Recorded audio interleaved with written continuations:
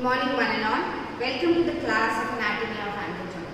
Today we are going to discuss Anatomy of Ankle Joint, including the type, variety, articular surfaces, movements present at the ankle joint, muscle related, ligament and the factors required for the stability, and including applied anatomy.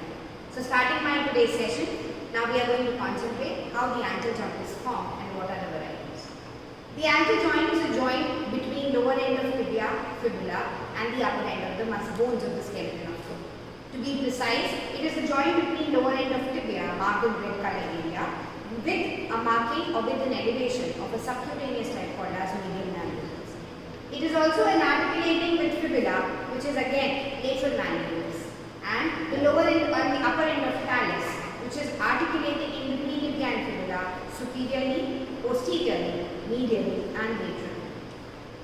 The ankle joint is also known as tralopleural joint. It's a typical synovial joint of hinge variety. When I use the word synovial joint, because the synovial joint are the joint which have mobility in our body. So most of the upper limb and the lower limb joint belongs to this category. Now coming to the variety, this belongs to a hinge variety, similarly like elbow joint. Elbow joint and ankle joint are called hinge joint because they are allowed in unidirectional movement. Either they do dorsal flexion or they do plantar flexion. Both the side, it won't permit. That's why they belong to hinge variety. Now coming to the typically articular surfaces of the ankle joint is lower end of tibia with medial malleolus, then lower end of fibula with medial lateral malleolus and the talus. The anterior part of talus, superior part of talus, medial and lateral part of talus are forming the ankle joint. Coming to the next slide. Now how this joint socket is being formed to give stability to the joint. You can see there is a gap created between the medial malleolus and the lateral malleolus of tibia and fibula. This gap is being bridged by a ligament called transverse tibiofibular ligament. This bridging by a ligament creates a socket deeper, hence providing stability to the joint. Now the ankle joint is also a mortise joint of the body. Now coming to ligaments. Why ligaments are required in any joint? The ligaments are required because these ligaments provide stability to the ankle joint. Stability of what kind? Because there is no fevicol or there is no adhesive present in any joint. So these joints get stability either by the muscle present in different compartments or by the ligaments present all around. Talking about the ligaments, the first ligament present in any synovial joint is articular capsule or a joint capsule. When I talk about articular capsule or joint capsule, it is covering the joint in all the directions and hence providing support to the joint. But the ankle joint is not providing support. The fibrous capsule of ankle joint is not providing support anteriorly and posteriorly, but either side is providing an angular support. The next ligament if I talk about is collateral ligament, medial collateral ligament and lateral collateral ligament. When I use the word collateral ligament means they are providing strength other than the routine. So these collateral ligaments are present on the either side of the ankle joint. When I say medial collateral, it is between tibia and talus. When I say lateral collateral, it is between fibula and talus again. So these are the two collateral ligaments are forming the joint or giving strength to the joint. Now talking about detail of these ligaments, now talking about lateral collateral. Now this diagram represents the medial view of the ankle joint. When I say the medial view of ankle joint, I can see medial malleolus of tibia. To be very precise, I can see fibula, a part of it. I can see tibia and its medial malleolus, how it is there in the talus. I can see talus in this, calcaneum bone, I can see. This medial collateral ligament which I am discussing now is also called as deltoid ligament. The deltoid word you must have heard in the upper limb. A muscle present in the scapular region, a muscle of choice for intramuscular injection in deltoid.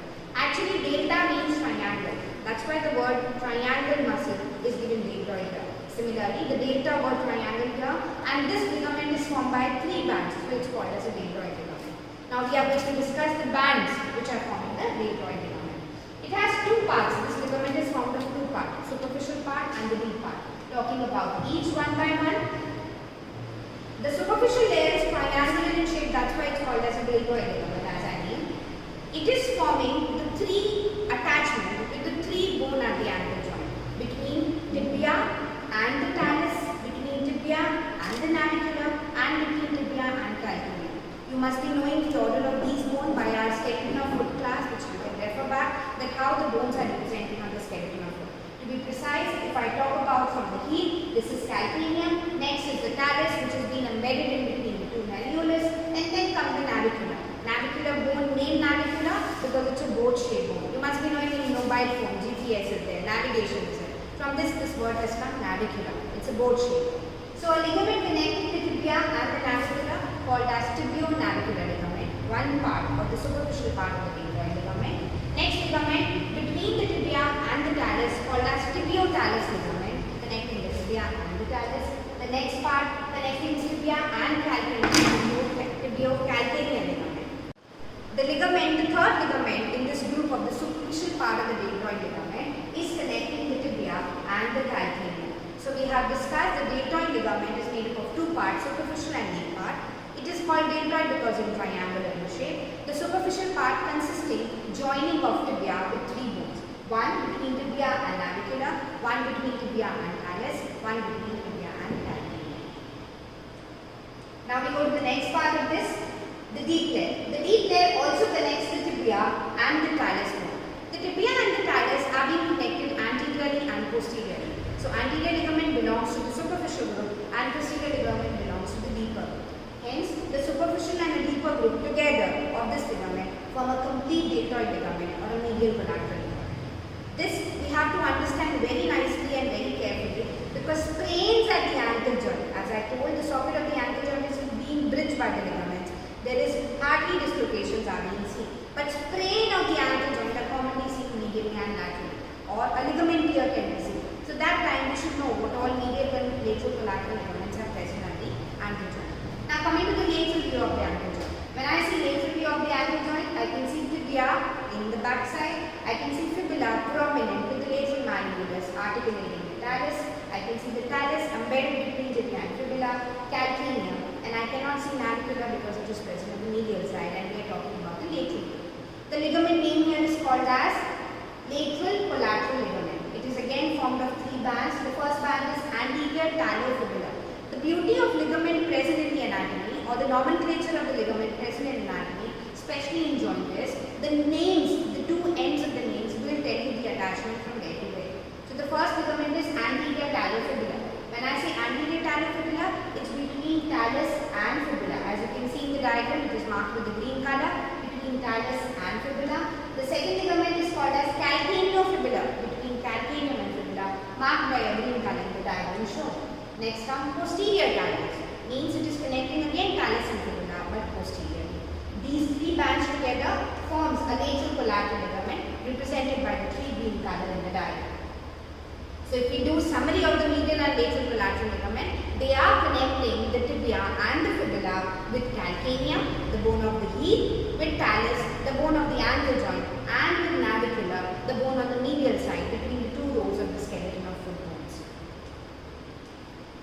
Now, other than this, there are anterior tubular fibular ligament and posterior tubular fibular ligament also, which are also the part of collateral ligament, hence providing the strength to the joint on the either side. Now coming to the movements of ankle joint. Ankle joint, as I told prior, belongs to a synovial category, so it has movements to perform. The movements in these joints are called as dorsiflexion and plantar flexion. Now flexion word you have heard when we have discussed the movements of the upper limb. What do I mean by dorsiflexion and plantar flexion? The upper part of the foot where the nails are present is called as dorsum of the foot and the sole of the foot is called as plantar area. So when between the leg and the dorsum of the foot the ankle is decreased, angle is decreased, it's called as dorsiflexion as seen in the diagram. Plantar flexion is the opposite of it. Plantar flexion means the movement of the foot between the leg and the foot, the angle is increased and the movement is towards the heel, towards the toes are being pointed. It's called as the plantar flexion. Now with this, we should know which all muscles are supporting this movement. For that, we should know the relations. Now in leg, when we discussed in previous theory classes the compartments of leg, we have discussed three compartments of leg are present. Anterior compartment consists of extensor muscle, naming tibialis inferior, extensor hallucis longus and extensor digitorum longus, peroneus tertius. Lateral compartment we have discussed peroneus longus and peroneus brevis, whereas posterior compartment, the deep muscles are tibialis posterior, flexor hallucis longus and flexor digitorum longus. These three compartment muscles are providing relation and the movement to the ankle joint in three directions. Extensor compartment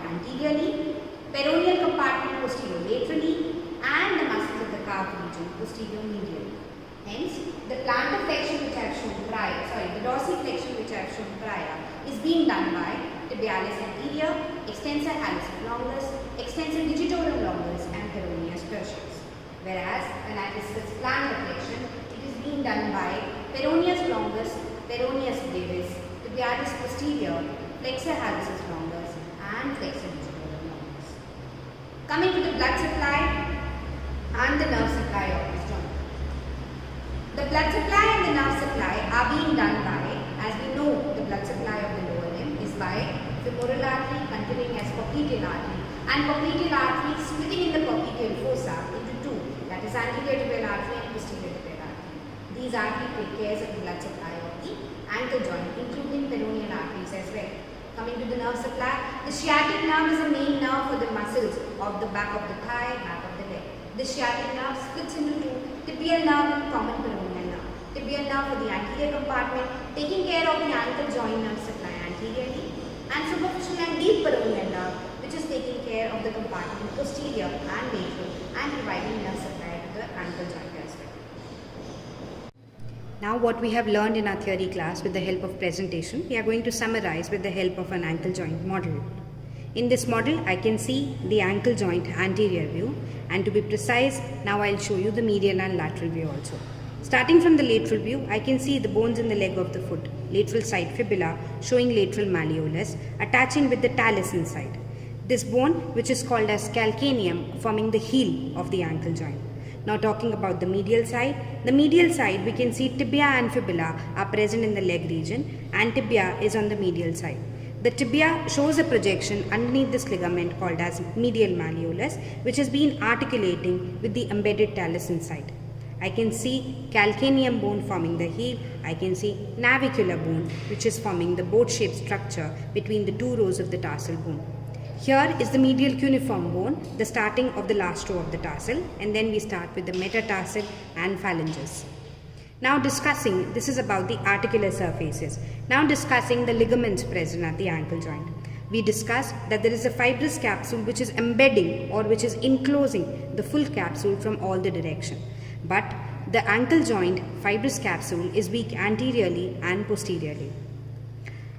The collateral ligament present at the ankle joint provides a lot of support to the ankle joint, avoiding dislocation of the ankle joint medially and laterally. So talking about collateral ligament, the first is medial collateral ligament. The medial collateral ligament is also called deltoid ligament because the shape is like a triangle. It is made up of three fibers connecting the navicular bone with the tibia bone with the talus, and the tibia bone with the calcaneum. These three bands together form a superficial band of the deltoid ligament called as medial collateral ligament. Now talking about the lateral side. The lateral malleolus of fibula is articulating with talus and the calcaneum. The ligament here is called as lateral collateral ligament. It is again consisted of three fibers. One between fibula and calcaneum called as fibiocalcaneal or calcaneofibular ligament. One between fibula and the anterior part of the talus. One between fibula and the posterior part of the talus. These are called anterior talofibular ligament between talus and fibula. These ligaments are supporting the joint medially and laterally and hence called medial and lateral collateral ligament. Now talking about the relation. This is the anterior view of the ankle joint. We have a ligament present. We have muscles passing here which are passing under the extensor retinaculum, the muscles of the extensor compartment called as tibialis anterior, extensor hallucis longus for the big toe, extensor digitorum longus for the digits, and peroneus tertius. They are forming the anterior relation of the ankle joint. Talking about posterior lateral relation, we'll see the lateral view of the ankle joint. Here there is a bone called fibula which is also called peroneal bone. So the muscles present here are peroneus longus and brevis, forming the support to the joint posterior laterally. Talking about the posterior support, we have posterior compartment of muscles present here in superficial and deep group. The superficial muscles are forming peripheral heart or calf muscle, whereas the deep muscle are providing relation, strength and the movement to the ankle joint posterior medially. They are tibialis posterior, flexor hallucis longus and flexor digitorum longus. Now we are going to demonstrate you the plantar flexion and the dorsiflexion, that is the movement of ankle joint. This is the anterior compartment of leg, this is the anterior part of the ankle joint, this is dorsum of foot. When we move the dorsum of foot superiorly, The angle between the leg and the ankle is reduced. This is called as dorsiflexion. The opposite of that is called as plantar flexion. The dorsiflexion process is done principally by a muscle called as tibialis anterior. The other muscle helping and supporting for the feet to move up is called as extensor hallucis longus, extensor digitorum longus and peroneus tertius. Now talking about plantar flexion. The sole of the foot is called as plantar area. So whenever the angle between the leg and the sole of the foot is increased so that the toes are pointing down and the heel is up is called as a plantar flexion. The principal muscle is involved is called as tibialis posterior, the muscles of the deep compartment of the flexor group of the back of leg. The other muscle associating the movements are flexor hallucis longus and flexor digitorum longus.